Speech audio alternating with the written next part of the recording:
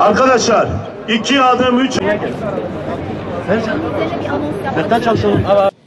barışın taşlandırılması için örgüt derhal silah bırakmalı, normalleşmenin önü açılmalı, korku ve baskıya neden olan dayatmalardan vazgeçmelidir.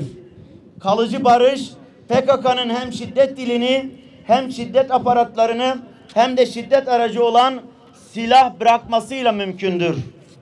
Siyaset tek tipçi, dışlayıcı anlamlar içeren çağrılardan vazgeçmeli, çözüm olarak sokağa değil, Türkiye Büyük Millet Meclisi'ni görmelidir. Sorun güvenlik bürokrasisine havale edilmeden çözüme kavuşturulmalıdır. Devletin demokratik dönüşümü için atılan adımlardan vazgeçmemeli, özgürlükçü bir anayasanın yapımı için sorumluluk alınmalıdır.